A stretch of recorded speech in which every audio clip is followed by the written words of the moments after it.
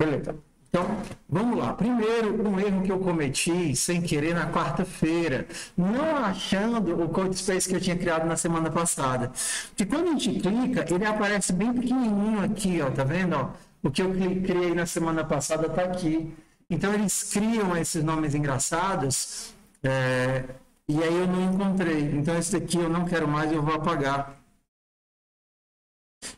Esse daqui foi o que eu criei ontem, então eu vou abri-lo. Olha, está bem aqui, um brócolis legendário. Então eu vou abrir aqui o brócolis legendário. Então o que é que eu vou fazer agora? Para mostrar melhor o fluxo na hora que você roda o código, que aí ele tem o teste de texto, passa pela main e chega nas funções. Só para a gente saber o que procurar quando as coisas derem errado. Então vamos lá. Aqui o meu brócolis legendário. Eu acho que eu mandei informações da minha máquina. Como é que eu faço? Eu mandei da minha máquina para o repositório.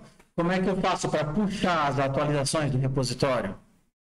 O push empurra e o pull puxa, né? Então, git pull puxa as atualizações. Aí está aqui o animal.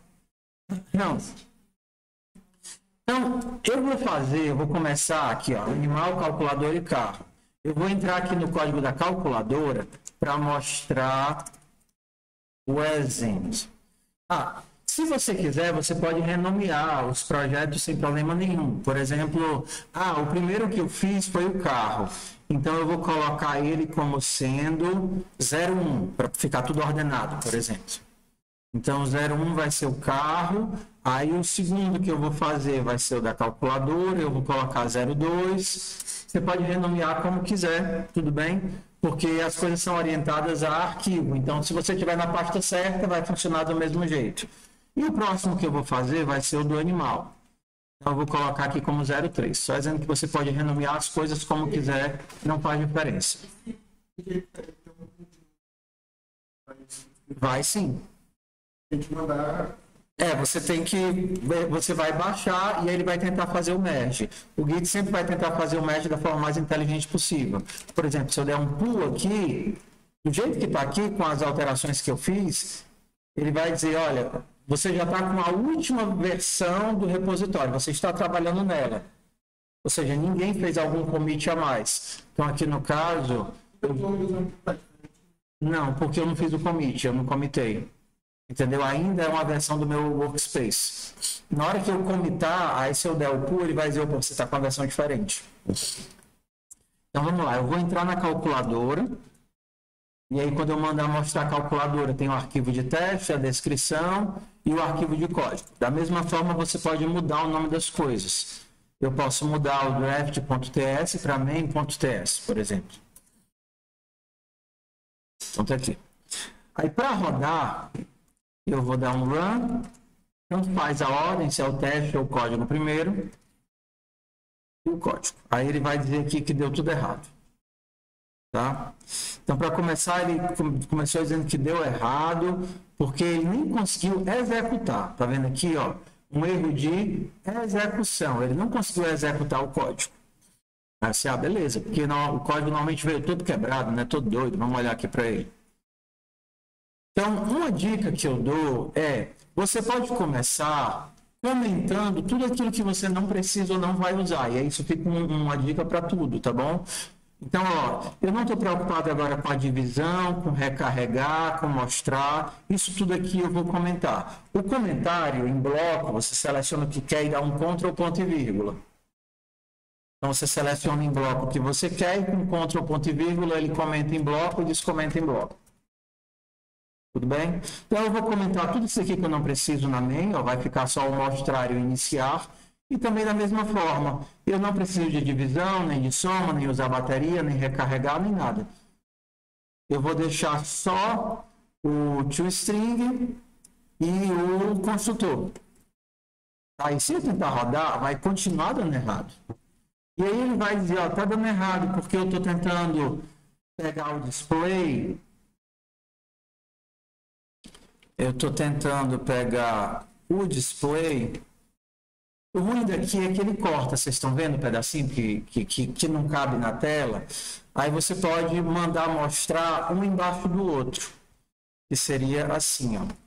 Se você colocar o "-h", ele vai mostrar todas as opções. E aí ele vai dizer, olha, se você quiser mostrar um embaixo do outro, o que é que a gente vai usar? -1 para mostrar um embaixo do outro e -S para mostrar lado a lado, side by side. Então, ao invés de mandar rodar assim, eu vou mandar rodar um embaixo do outro. Aí, ó, você vê que ao invés de colocar eles lado a lado, ele mostrou a saída esperada e agora mostrou a saída recebida. O que ele está dizendo para mim? Ó? Quando ele tenta dar um toFixed no display, ele não consegue, porque ele não pode ler as propriedades de algo undefined. Aí você pensa, ué, por que está dando undefined? Aí você vai na sequência. Eu tento mostrar o display e eu não consigo, porque o display está undefined. Por que será que o display está undefined? Porque você não inicializou nada. Tudo que você não inicializa é undefined. Ah, então, beleza. This ponto, bateria máxima, recebe bateria máxima. Claro, né? O ideal é que você leia a descrição do problema antes de tentar resolver, porque você não pode programar uma coisa que você não entende. A bateria é para começar com 0 ou com máximo? Não lembro. Com máximo. Então, a bateria atual também vai receber a bateria máxima. E o display vai começar com... A bateria começa com 0, então pronto. A bateria começa com 0 e o display vai começar com 0 também. Então, bora rodar. Ué, deu erro de novo. Só que agora ele deu qual erro? Aí a gente vai seguir na sequência. Ele tentou dar um charge, recarregar 3 unidades. Ele tentou dar um comando de carregar 3. E o fluxo é esse. Primeiro você começa no comando. No comando você vai para main, que é quem interpreta o comando. Aqui, ó, tá aqui o charge, que a gente comentou. Como a gente comentou, ele não consegue encontrar o que fazer com o comando de recarregar. Então, o que a gente vai fazer aqui? Descomentar. O comando de carregar chama uma função. Qual é a função que ele chama? Carregar bateria. E passa para a função carregar bateria o parâmetro. No caso, o parâmetro foi um número. Então, esse número vai para a função carregar bateria. Só que como eu comentei ela lá, ele não está encontrando. Então, eu venho aqui e descomendo. Agora eu preciso dessa função que recarrega a bateria. Ele vai achar a função, mas não vai fazer nada porque eu não implementei. Então, quando eu tentar rodar, eu vou tirar o -U porque eu gosto lado a lado, tá? Quando eu tentar rodar, ele não recarregou. Ele chamou o charge, era para minha bateria ir para 3, mas ela continuou em 0. Então, eu vou lá e carrego. A minha bateria vai aumentar de valor. Ok, a bateria aumentou. O que está dando errado agora? Ele mandou carregar mais 2. A minha bateria foi para 6 e era para ter ficado em 5. Se você leu a descrição, por que era para ter ficado em 5?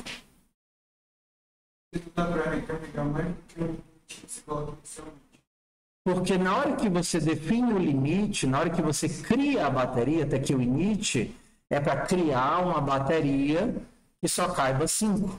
E aí esse valor foi salvo aqui no valor de bateria máxima. Então a gente tem que ajustar. Eu recarrego a bateria, mas se a bateria passar do limite, então eu trunco ela para o limite. This ponto battery recebe this ponto battery max. E a gente segue nesse round. Ué, o que é que ele está usando agora? Usando o comando soma. Só que como eu comentei, ele não tem a invocação bem aqui, ó. Lembra, esse texto aqui, o teste, ele primeiro é interpretado pela main, que seria o front-end, que pega os parâmetros e encaminha. para o back-end, que no nosso conceito são os métodos. Então, a primeira coisa que ele tem que achar é o comando que interpreta a invocação, a requisição da soma.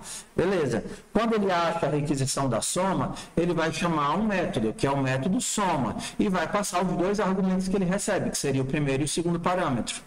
Então, ele vai chegar lá e vai achar o comando da soma. Agora, ele vai achar o comando, mas ele não vai conseguir somar, porque eu não implementei a soma. Era para ele somar 4 com 3. O resultado era que o display vai para 7 e a bateria vai para 1, porque ele tinha 2 de bateria, que eu botei 2 na carga, e agora ele vai ficar com 1 de bateria, porque cada operação de soma gasta 1 de bateria. E aí você segue nisso de adaptar, alterar, consertar. Beleza, então somar imprime a soma, é isso que ele pede para fazer. Não, se você vai ver o requisito lá, somar não imprime a soma. Somar verifica se tem bateria, gasta bateria e guarda no display. Então, guardar no display. O meu display vai ser A mais B. Tudo bem se você implementar de pedacinhos, é para dar erro. Ó. Ok? Você guardou no display, o display está correto. Mas o que é que está errado? Você não gastou a bateria. Ah, então beleza. This.battery, vou tirar uma unidade de bateria. Aí você vai lá e roda o teste e ele passou no teste. Só que ele vai estourar no teste seguinte. Por quê? Porque aqui era para ele somar e dar erro. Porque você não tem mais bateria para somar, então era para ele mostrar que a bateria está insuficiente. Só que seu código não mostrou a bateria insuficiente. Seu código não fez nada, acabou, né? Então, eu só posso gastar bateria se eu tiver bateria. Então, se eu tiver bateria, this.battery maior do que 0, eu gasto a bateria. Só que eu disse para vocês que pensem primeiro nos erros, depois em funcionar, não foi isso? Então, na verdade, eu só posso fazer a soma se eu tiver bateria. O teste de erro vem antes. Se eu não tiver bateria, vai dar erro. Se this.battery for igual a 0, console.log, qual é o erro que é para mostrar? Bateria insuficiente. Assim. Não, não é aqui. Aqui eu tenho que copiar com o terminal. Copy. E aí, depois disso, o que é que eu sou obrigado a fazer? Return. Beleza, aí chega no comando da divisão. Ah, divisão, comando não encontrado. O return, ele sai fora do método. Entendeu? Então, isso é um comando de cai fora. Aí, o que a gente vai tentar reprogramar o nosso cérebro é, primeiro verifica tudo que pode dar errado e depois simplesmente, e se der errado, sai fora, e depois simplesmente faz dar certo. Porque senão a gente colocaria um monte de ifs e não sei o quê, principalmente nos códigos que tiver mais verificações. Por exemplo, como é o caso da divisão. Mas o que é que eu estou tentando mostrar aqui? A sequência. Primeira coisa, ele tenta dividir, tá vendo aqui?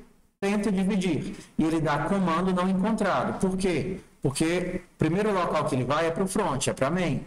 E para ele conseguir dividir, ele tem que achar quem processa a requisição de divisão. Que é esse if aqui. Esse if processa a minha divisão. E ele processa invocando o quê? Invocando o método de dividir. Então, agora eu tenho que ir lá para o front e dizer, beleza, está aqui o método de dividir, eu vou habilitar o método de dividir. Agora eu tenho quem processa a invocação e eu tenho quem realiza a requisição, né? Ué, como é que eu divido? Eu pego o meu display e coloco o numerador dividido por denominador. Então não tem problema nenhum você fazer por partes e deixar dar erro.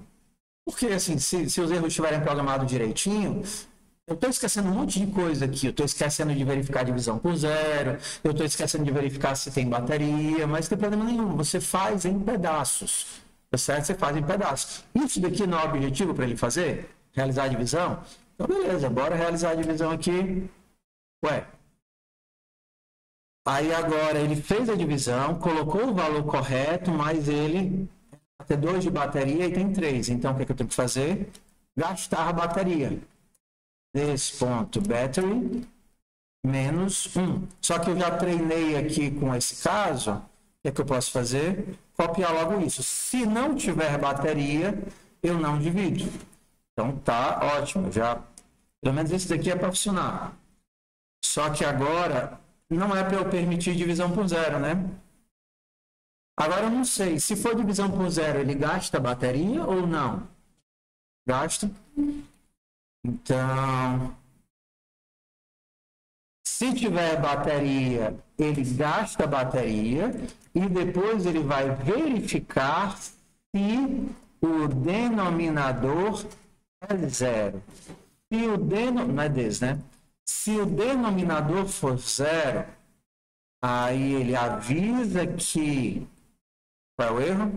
Divisão por zero. Avisa que não pode dividir divisão por zero, zero. ZERO. E aí, tem bateria? Tem. Gasta a bateria. Dá para dividir por zero? Dá. Aí ele realiza. Dá para dividir? Dá para fazer a divisão? Dá. E então ele realiza a divisão. Estão vendo a sequência de passos? Melhor do que ficar com um monte de if, else, se tem bateria e ele não é por zero, faz isso. Se não tem bateria e é por zero, se não é por zero. Então, assim, você pensa em bloquinhos, em pedacinhos. Então, aqui, se tudo deu certo, acho que é para passar em todos os testes. Ó, passou em todos os testes. Só que aí você começa a ver. Ué, isso daqui, eu estou me repetindo, sim ou não?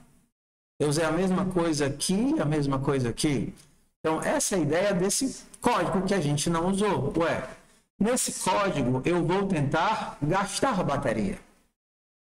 Então, eu vou fazer, ó.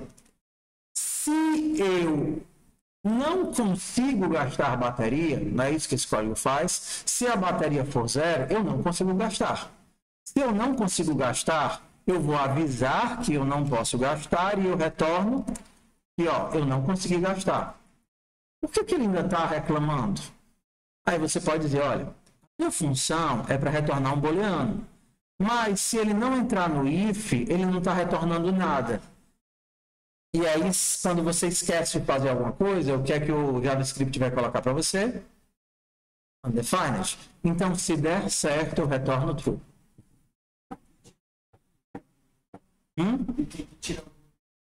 Exatamente. Então, se eu conseguir gastar bateria, this.battery menos 1. Ó, mesma estrutura que a gente está usando. Ó, procedimento padrão, caso de erro. A diferença é que agora eu informo o que eu queria fazer. Então, tudo isso daqui que eu tinha aqui, eu posso fazer assim, ó. Se eu não tenho uma função que gasta a bateria, se eu conseguir gastar a bateria, ou então, como a gente está pensando agora, né? Se eu não conseguir gastar a bateria, retorne. Se não, faça soma. O booleano, ele me devolve uma informação que eu vou utilizar bem aqui. Você mandou a função gastar bateria. Como é que você vai saber se ela gastou ou não gastou? Ela tem que te devolver uma informação. Se ela simplesmente imprimir, essa impressão está indo para o console, não está devolvendo para quem chamou a função. Então, é justamente quem chamou a função que está fazendo esse teste. Você poderia escrever ao contrário, se for mais legível, não tem problema nenhum, que aqui é uma invocação simples. Ó. Se eu conseguir gastar bateria, eu faço a soma. Só que você só sabe se conseguiu ou não por causa do return. A tua função soma não consegue enxergar o console.log. Então, o console.log vai para o terminal e o return vai para a função soma. A mesma coisa aqui, ó. Porque se você não retornar nada, ele não tem como saber se deu certo ou não. É o booleano que é a devolução da função. Por exemplo, se essa função fosse void, aí você pede, ei, usa a bateria para mim. Você peça assim, ó, ei, usa a bateria para mim, tudo bem? Que seria isso. Aí eu estou bem aqui na linha 31. Como é que eu sei se ele usou ou não usou? Entendeu? Esse return, ele não volta para mim, ele volta para quem chamou. Quem chamou aqui foi a função soma. A função soma chamou, ei, usa a bateria para mim? Aí ele não conseguiu usar. Aí eu cheguei bem aqui, e aí, será que ele conseguiu ou não conseguiu? Eu não sei. Então, ela tem que me dizer, ei, eu não consegui usar a bateria, ou então, sim, eu consegui usar a bateria. E isso daqui é o retorno de um booleano. Quando a gente estiver mais na frente, a gente vai aprender outras estratégias de lidar com erros, que seria tratamento de exceções, que se der um erro, você consegue capturar, relançar e tal. Mas, por enquanto, a gente não tem. O que a gente tem é retorno.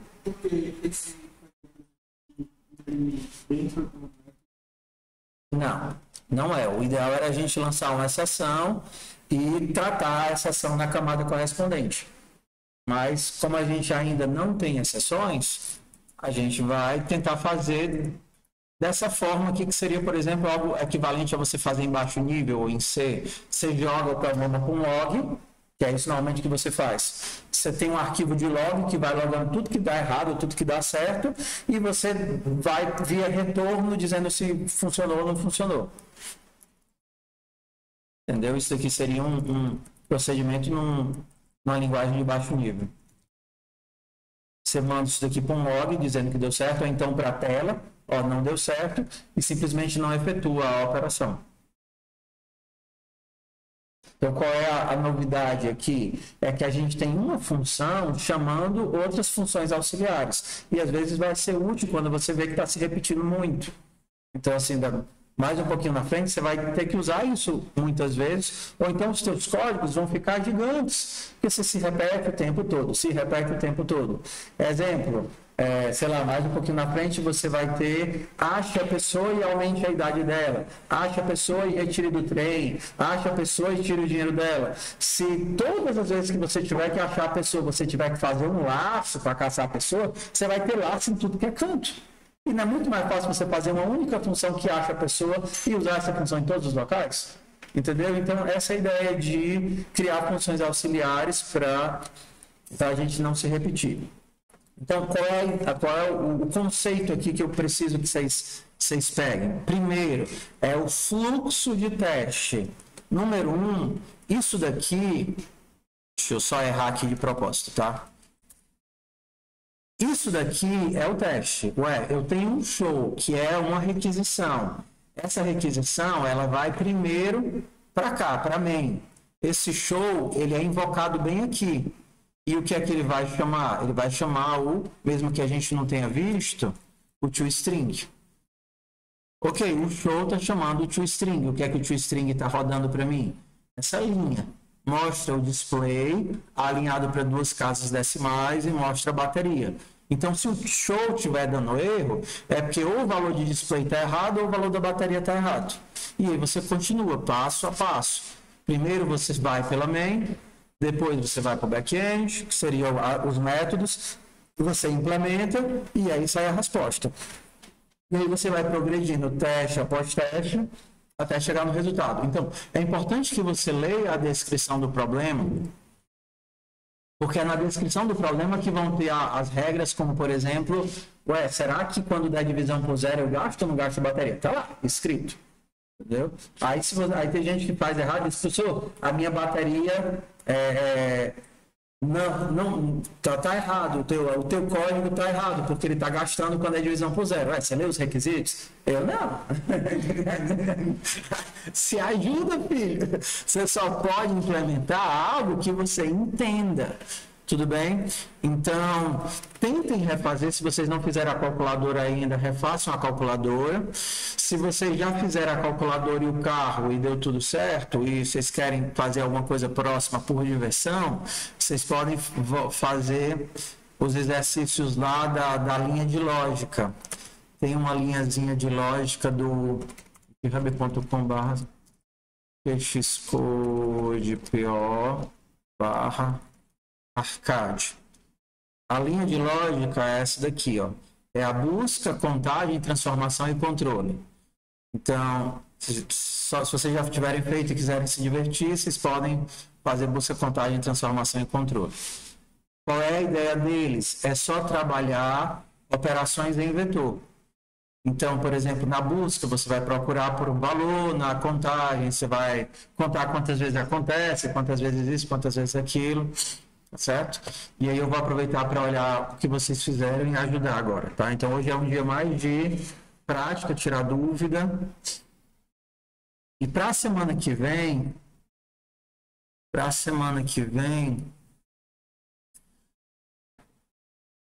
tá. Então, vocês podem começar a contagem, a busca aqui. Para a semana que vem, eu quero que vocês terminem calculadora carro, quem não começou, principalmente o Samuel, que não está aqui. Mas quem quebrou foi o computador, não foi ele. Entendeu? Eu quebrei, por isso eu não posso estar ótimo. Então. Quem quebrou foi o computador, ele podia deixar o computador em casa e ver. Tá? Então, deixa eu só mostrar aqui as atividades de busca para quem vai fazer em casa. A atividade de busca, ela faz uma brincadeira de números e sinais, tá? Então, toda essa atividade de lógica aqui é o conceito de algoritmos canônicos. Existe já uma forma mais ou menos bem resolvida de você fazer várias operações básicas, como buscar um elemento, verificar se ele existe, quantas vezes ele aparece, e nós vamos utilizar isso várias vezes na disciplina. Então, por exemplo, o primeiro é, dado um vetor de números, verifique se um número está nesse vetor.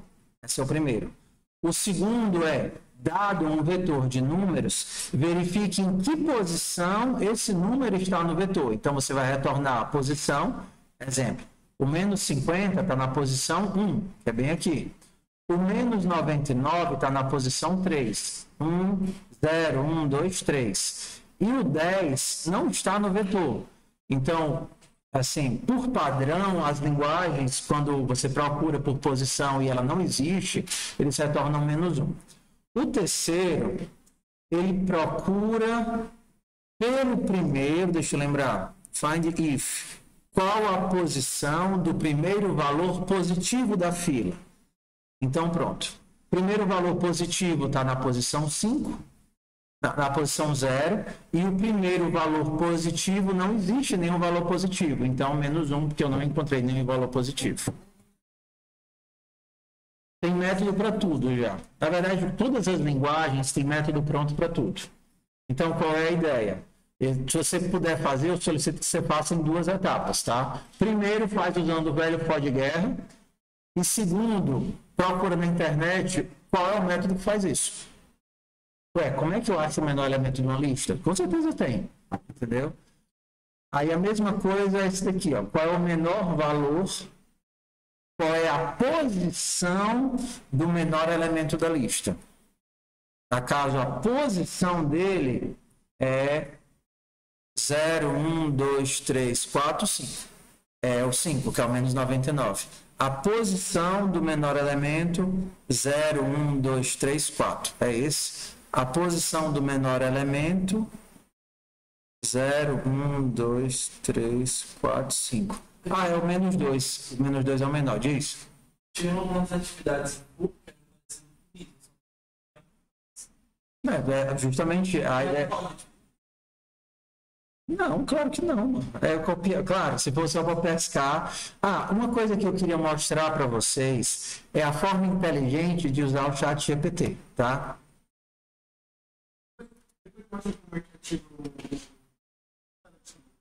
Tá.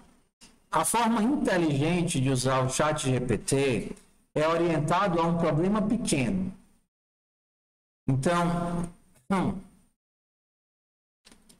quando você precisa fazer uma pergunta, seria muito ruim se você copiasse a descrição toda, ou então pronto, ó. Eu sou esperto. Eu vou pegar o rascunho. Cadê o rascunho? Eu vou pegar o rascunho Vou copiar ele todinho. Aí vou... Ó, para copiar o rascunho assim na mão, você pode só clicar nesses... Segura aí, homem. Sai não. Senta aí. Não, meu banheiro Minas Vento. A parte mais importante, tu saiu. Pressão. Ó, a forma errada de usar o chat GPT é pedindo para ele resolver o problema para você. Resolva esse problema em TypeScript, completando os métodos invocados na main. Aí você bota o problema e aí você manda rodar. Cadê? Pronto. Ó, ele fez tudo para você, só que ele fez de um jeito estranho, né? Você, que diabo é isso? Ó, ele já está dando a forma de resolver compactada. Aí você pode dizer assim, entendi nada. Resolva usando for e comente cada linha.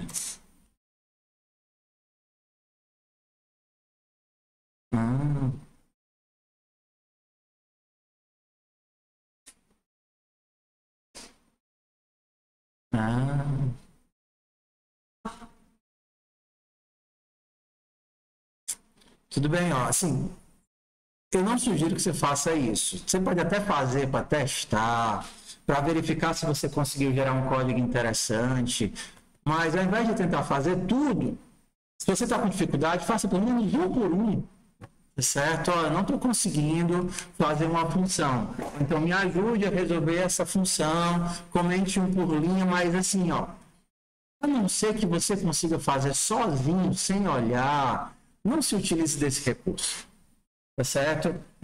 Eu digo até para ajudar vocês a usarem de forma inteligente e consciente, certo? Então é o nosso acordo. Então, beleza. Eu entendi aqui qual é a ideia. Eu vou fazer um laço. Se eu encontrar, eu retorno. Se eu não encontrar, eu retorno falso. Então, pelo menos, tente fazer sozinho, tá certo? Tente fazer sozinho. Se não conseguir, você pode voltar aqui e pescar. Mas, assim, uma métrica que eu considero interessante é: fez com a ajuda da ferramenta, apague e tente fazer sozinho. Não conseguiu? Beleza. Ah, beleza, errei aqui porque eu não estava sabendo comparar. Terminou? Apague e faz sozinho. Porque, assim, utilize como métrica. Eu só consegui entender se eu sou capaz de fazer sozinho. Se eu ainda continuo dependendo da ferramenta e eu pedir para você, ei, eu não sei se você fez isso de verdade. Você pode fazer sozinho aqui para eu ver? Só um instantinho, professor, deixa eu abrir aqui o chat GPT.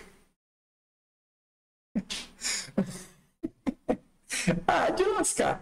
Porque, assim, se você entendeu, mesmo que você demore tempo, você é capaz de refazer.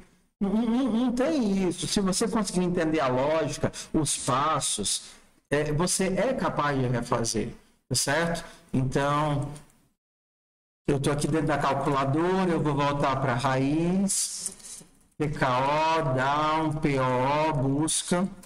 Baixei aqui a atividade de busca em TypeScript. PO, busca. Ó. E aí a mesma coisa é válida. Ó. Tá vendo que tá dando erro em quase tudo? Então, ó, você pode comentar tudo que você não se preocupa agora. Eu não vou fazer nenhuma dessas. Eu só vou fazer a função inside. Da mesma forma, a única invocação que eu preciso é a invocação da função inside. O resto tudo eu posso copiar. Então agora só está dando erro numa coisa. Olha que maravilhosa. Isso daqui depois eu mostro como se livrar depois. Uma coisa de cada vez, tá? Você pode ignorar essas marcaçõezinhas aqui. Oi? Diz. É que eu me lembrei que eu sabe a polícia. Eu ia testar no pó, aí tipo, ele ia testar no índice e depois ia incrementar no índice. É isso? Exato. Começando do primeiro, indo até o último. Se você achou quem você quer, vet i é igual a val, então retorne true. Se não, retorne false. E é só um exemplo. Quando você rodar, Um vai dar certo, porque foi o único que você habilitou, e os outros todos vão achar, eu não achei a invocação.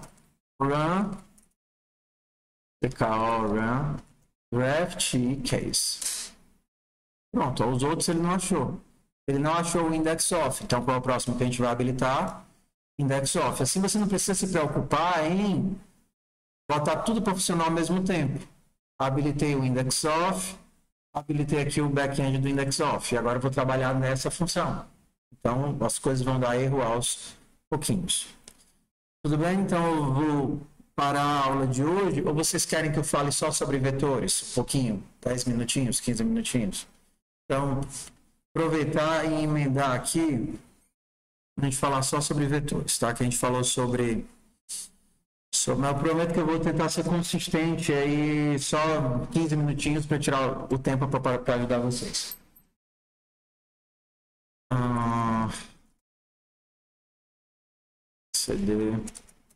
CD Dropbox, Git, Sena, PO 2024.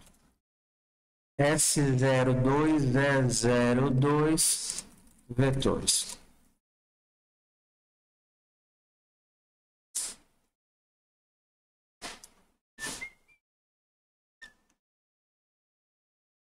Eu já estava aqui trabalhando remoto, né?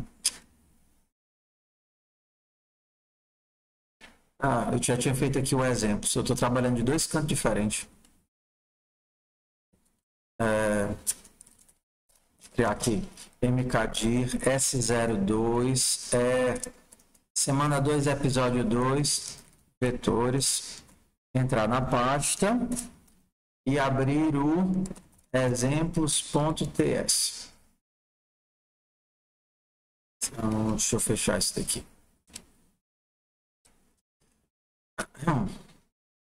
Fechar isso aqui também. Beleza.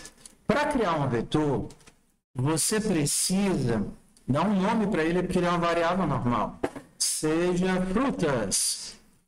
E aqui é uma coisa importante que eu não falei ontem, quando eu estava mostrando as coisas, é que existe uma diferença muito grande entre declarar e definir. Uma coisa é declarar, é eu dizer que frutas é um vetor de strings. Frutas é um vetor de strings? Só qual é o valor que ele contém agora, depois de criá-lo, que eu não criei de verdade? Qual é o valor dele? Undefined, tá? Então, ele é um vetor de strings? Só que eu não defini, eu acho que é melhor usar o termo inicializei. Então, a não ser que você realmente crie o vetor, você não criou o vetor. Tá? Por quê? Vamos aqui conceitualmente. Isso daqui é quem cria o vetor de fato. Não é isso daqui. Tá? Então, na verdade, a gente diz referência recebe objeto. Isso é o que a gente está escrevendo. Quem cria é o lado de lá do igual. O lado de cá guarda o elemento criado. Por isso que quando a gente faz assim, ó, seja valor que é um número, recebe 0. Quem criou o número foi o lado de cá. O lado da esquerda, da minha esquerda, no caso, ele guardou o objeto criado. Por isso que quando você não fizer isso, que você tentar usar o vetor, me mostra aí qual é o tamanho dele, o que é que ele vai dar.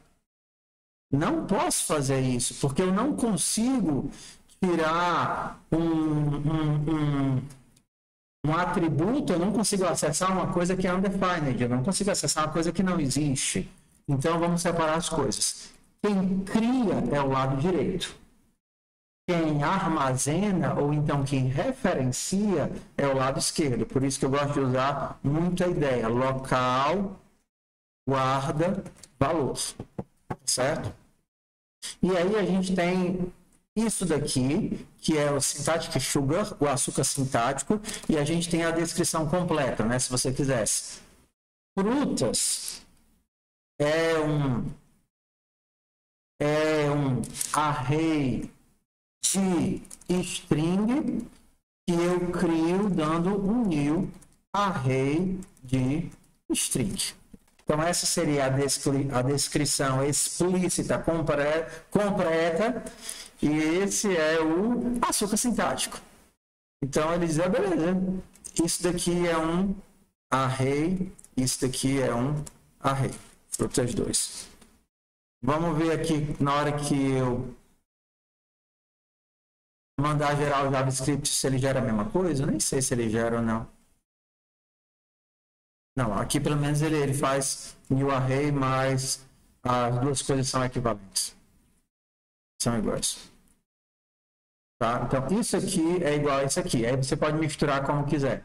Você poderia fazer assim, new array de string, e você poderia também fazer assim. O que você não pode fazer é nenhum nem outro, porque se você não fizer, ele não vai criar o array. Se você não criar o array, você não consegue armazenar, retirar, pesquisar e nem nada. Então, essa é a primeira observação crítica entre as coisas. Então, pronto.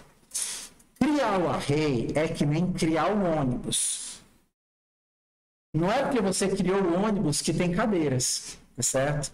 Então, aqui você tem um ônibus sem cadeiras. A partir do momento que você adiciona as cadeiras, é que você pode acessar os valores. Se você tentar perguntar, ei, quem está na primeira posição? Frutas na primeira posição. Você tentar imprimir isso daqui, qual é o valor que ele vai dar? Defined. Só quem responde a defined é ele, que é o único que entendeu até agora. Porque existe ônibus, existe frutas, só que ele não tem cadeiras, então não tem como perguntar quem está nessa posição, porque as posições não existem, certo? Então, se eu quisesse criar as posições, eu precisaria manualmente adicionar de um por um, ou no caso, já adicionar de lote, né? Ó, a fruta é ovo, cuscuz e calabresa. Acho que isso não é de frutas não, né? Isso é de café da manhã. Café. Oi. Então, eu não acredito que o Java dizer qual o tamanho do... Não. Aqui é tudo dinâmico. É porque no Java você tem duas coisas. Você tem o array e você tem o array cru, estático, fixo, e você tem o array objeto dinâmico. Aqui você só tem o dinâmico. Você não tem nada fixo. Aqui é promíscuo que só. Vou te mostrar aqui a catrevagem que ele aceita. Entendeu? Então, ó, agora você tem 3 elementos. Se você tentar acessar um deles, café da manhã na primeira posição, o que é que ele vai mostrar? Ou, se você tentar mostrar o café da manhã, e a marmota é essa? Console.log, o café na segunda posição, o que é que ele vai imprimir? Calabresa. Cara, cuscuz com ovo e calabresa é bom demais. Acho que eu tô com fome. Calabresa é com Z? Tá. Ok. Então, se eu mandar rodar isso daqui, então eu vou ter muita calabresa no meu cuscuz. Tá? Beleza. Se eu mandar mostrar o vetor, ó, aqui ele permite mostrar o vetor e ele vai usar um modelo de formatação próprio do JavaScript. Tá? Se você mandar mostrar o vetor, ele vai mostrar como string, porque as coisas são strings, vai mostrar ovo, cuscuz e calabresa. Então vamos lá, primeira coisa, esse tipo de acesso aqui é um acesso destrutivo. Por quê? Porque se existir, ele acessa, e se não existir, ele cria. Então, o que será que acontece se eu fizer assim? Ei, café na posição 10 vai receber Nescau, Todd. Será que acontece? Será que ele vai dar um erro? Será que ele vai criar botar na posição 4, o que é que vocês chutam que ele vai fazer? Ele é todo louquinho. Então, se você mandar ele mostrar o café, ele criou a posição 10. Como não existiam as anteriores, ele foi socando undefined de tudo que era buraco, e aí no 10 ele botou o Todd. Ó. 1, 2, 3, aí ele 7 posições vazias, e agora Todd. Não bom. As 7 posições vazias são undefined.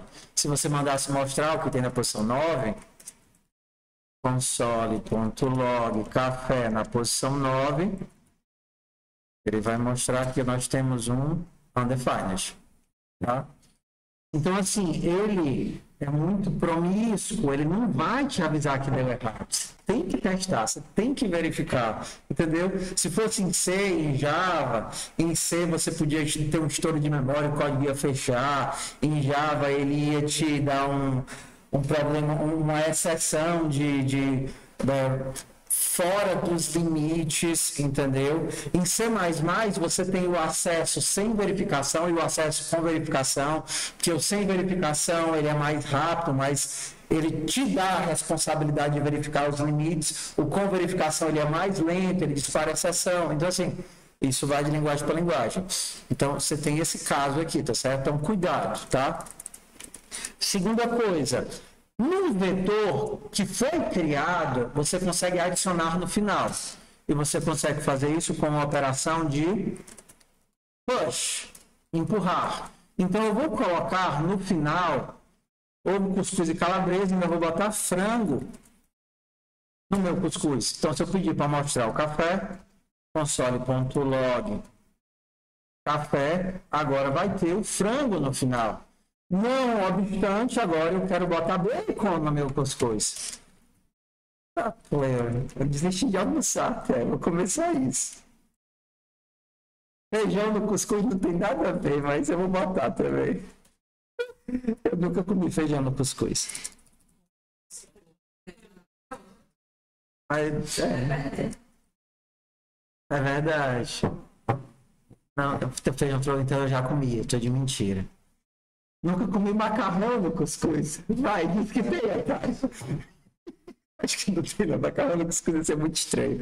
Então eu jogo no final com push, tá certo? Aí eu boto o macarrão.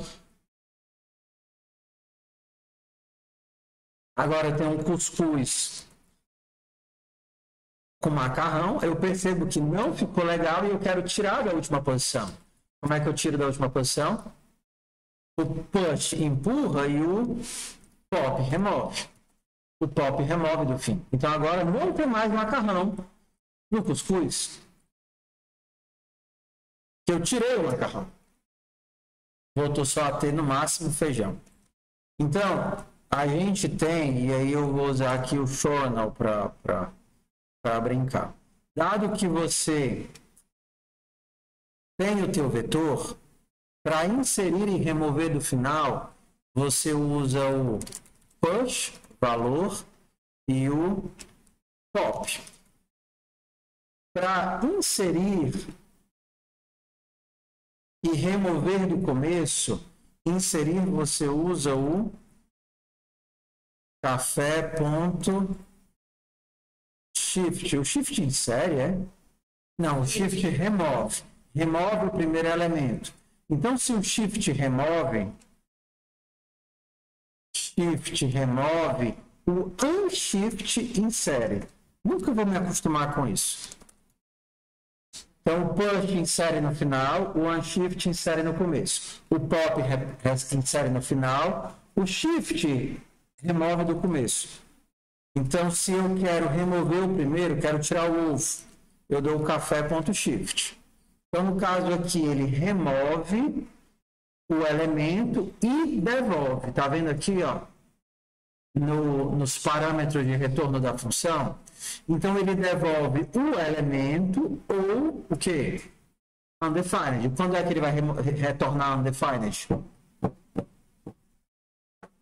Remove o primeiro elemento e me dá. Em que caso ele devolve undefined? Quando o vetor está vazio. Ele não pode devolver o primeiro elemento de um vetor que está vazio. Me dá o primeiro, remove e me devolve o primeiro elemento. Se não tem elemento para devolver, ele devolve undefined. A mesma coisa é o pop. Ó. Se você manda retirar e te dá o primeiro elemento, no meu caso aqui foi o macarrão, então eu posso dizer, pega a comida do pop. Se eu mandar imprimir console.log a comida, o que é que ele vai imprimir? Macarrão. Só que se o meu vetor tivesse vazio, ele ia imprimir undefined. Tá? A mesma coisa é o shift e o unshift. No caso aqui, quando eu meto um shift, ele vai tirar o primeiro, que é o ovo. Tá? E aí, para jogar no meio e para retirar do meio, é a mesma função, que é o splice. O splice, ele tem a seguinte regra. Onde você vai operar, quantos você vai remover, quem você vai inserir. Tá? Então, se eu quisesse remover o cuscuz, só remover o cuscuz, peraí, deixa eu mostrar como é que está atualmente. Console.log café, eu tirei o ovo, tirei o macarrão, então deixa eu ver como é que está. Então agora eu estou com cuscuz, calabresa, frango, bacon e feijão.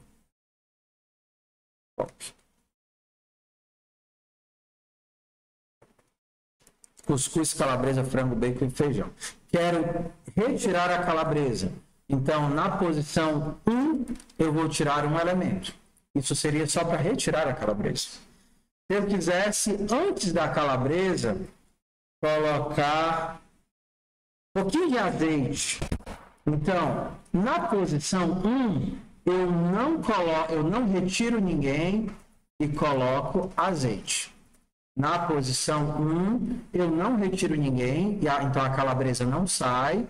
E aí, nessa posição, eu vou colocar o azeite. Então, a calabresa vai para a direita, vai ficar cuscuz, azeite e tal. Então, essa mesma posição, ela faz tanto o processo de remover quanto inserir. Se eu quisesse remover a calabresa e colocar toicinho, na posição 1, eu vou remover um elemento e colocar toicinho. Então, a calabresa vai sair, porque eu estou removendo um elemento, e o toicinho vai entrar. Então, ficaria cuscuz, toicinho e frango. Então, aqui é a mesma função, tanto para remover quanto para inserir. A primeira contagem é posição, quantos saem, quem entra. Então, exemplo, se eu quisesse tirar a calabresa e o frango, e inserir toicinho e pururuca, que é redundante, que é a mesma coisa, mas tudo bem. Então, na posição 1, que é a calabresa, eu vou te retirar dois elementos. Então, quem é que vai sair? A calabresa e o frango. Aqui o primeiro é exatamente onde vai começar, posição 1. Aqui, ó, posição 1. Quantos eu quero retirar? Quero retirar dois elementos. Então, vai sair calabresa e frango. E quem eu quero inserir? Eu quero inserir toicinho e orelha de porco. Toicinho e orelha. Então, na posição 1, eu retirei 2, calabresa, frango. Se eu quisesse retirar 3, vou retirar calabresa, frango e bacon. E eu quero colocar 2, toicinho e orelha. Daqui a pouco virou uma panelada isso aqui, né?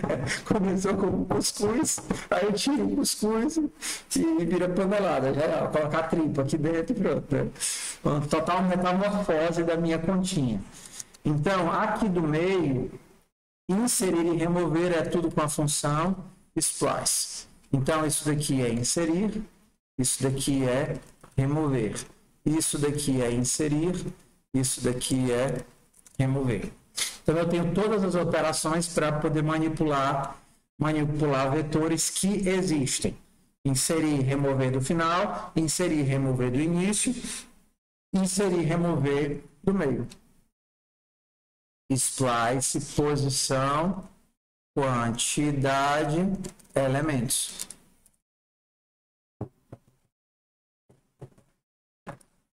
Então, isso daqui foi só uma entrada.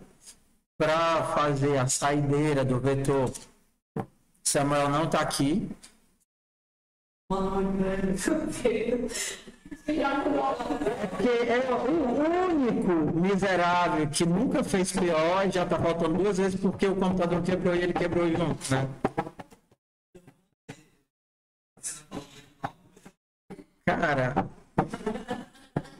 a criatura com quem eu criei mais vínculo afetivo, tudo que eu faço pensando nele, ele não está aqui, para que eu possa manifestar o meu amor. Então eu manifesto meu ódio pelo vídeo. Pode, que eu sinto sua falta. Falando assim, hashtag volta vida. Miserável. Ó, então assim, para percorrer o vetor, para terminar, eu tenho 2 formas, tá? Já que a gente vai falar aqui de vetor, e a gente já viu um pouco disso em FUP, com certeza todo mundo, eu tenho o que a gente chama de for indexado, e é indexado porque eu uso um índice, então eu vou começar do primeiro até o café.length, e a diferença disso para outras linguagens é que, por exemplo, quando você está lá em Java, Python, C++, aqui normalmente são métodos. Então, para o pessoal que está vindo, quando você está lá em Java, aí, normalmente você faz um comando de size, ou então length como função, só que aqui não, aqui é atributo. Então, você não coloca parênteses, tá?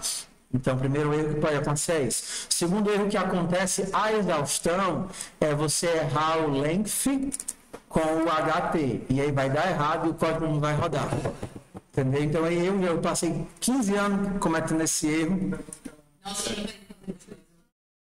Entendeu? Então a dica do inglês é, se a palavra termina, ela termina com H. Se ela termina com som de T, wait. Se ela termina com som de T, o T está no final. Entendeu? Se ela termina com soprinho, length.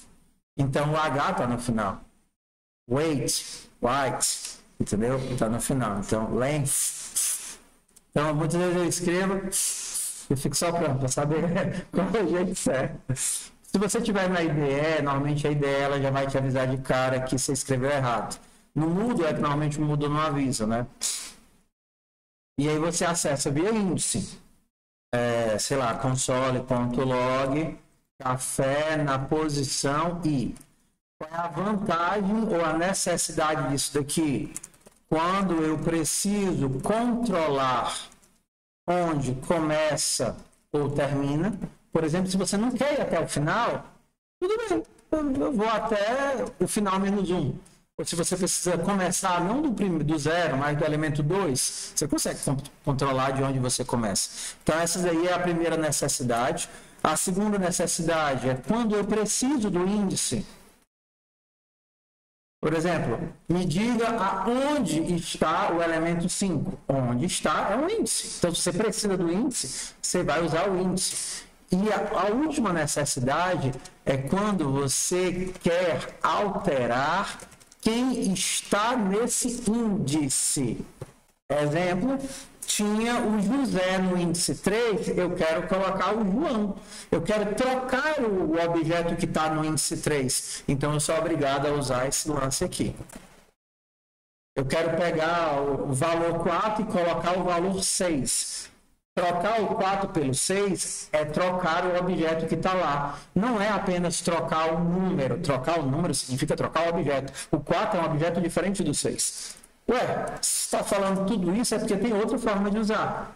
Tem, que é o for range. Existem outras também, mas vamos botar só 2 aqui. Tá? O for range é assim, ó. Para cada elemento do vetor. Console.log elemento. Isso daqui é o nome que você quiser, tá? Para cada comida do vetor, tudo bem? Comida. Então tem a mesma coisa aqui no Python, no Java, JavaScript, assim, tudo tem esse tipo de construção, tá? Todos têm esse tipo de construção. Ele vai pegar o valor e colocar o valor dentro dessa variável. E aí você acessa diretamente pelo valor. Você não precisa pensar em índice. Só um valor ou isso aí Não, ele vai pegar elemento por elemento dentro de um maço. Então, o primeiro valor de comida vai ser, sei lá, cuscuz. Aí comida recebe cuscuz e aí você opera com o valor cuscuz. Você não pensa mais em posição, você pensa em valor. Então, é como se eu dissesse, para cada elemento da minha turma, imprima um nome. Então não interessa mais em que posição você está. Interessa que ele vai passar por todas as posições e ele vai pegar José, João, Pedro e tal. Quando é que eu vou usar isso daqui? Quando eu não precisar disso daqui. Ué, se você não se importa com onde começa, onde termina, usa esse. Se você não precisa do índice, usa esse. Se você não quer trocar quem está naquela posição, usa esse. E por quê? Porque é mais legível. Então, se eu não tiver preciso, quiser buscar a informação exatamente do vetor, eu não preciso procurar o índice comparando. Então, se você não precisa do índice, não use o índice. Mantenha sempre o mais simples possível. Exemplo, você tem um vetor de bolas que você quer pintar todas as bolas na tela. Você precisa do índice? Não. Para todas as bolas, pinte as bolas. Entendeu? Assim. Então, Como se fosse é um tipo de laço padrão do Python, é esse daqui. Em Python você escreveria algo como para cada elemento no café. Em Python você escreve assim. C++ você escreve para cada elemento no café. No Java você escreve assim, para cada elemento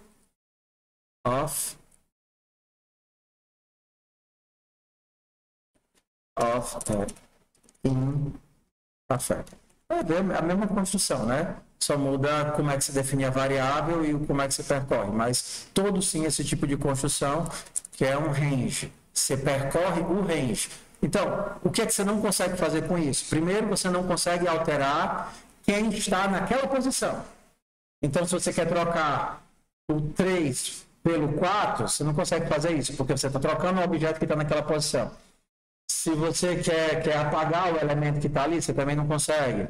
Entendeu? Então, quando você precisa alterar quem está no vetor, quem está naquela posição do vetor, você não consegue. Mas se é só para percorrer, aí é de boa. Tudo bem? Então, tudo que eu queria falar, eu terminei. Agora eu vou ajudar vocês a darem sequência nas atividades que vocês estiverem fazendo. Eu vou olhar de um por um, ver o que é que vocês estão fazendo e a gente vai usar como prática. Vamos lá, não é porque é prática que você vai sair agora. Se você tem as 4 horas da semana para praticar, se você não fizer nem dentro do laboratório, não segura que você vai fazer em casa. Tá? Então eu vou aproveitar e já vou deixar os vídeos que eu fiz essa semana subindo.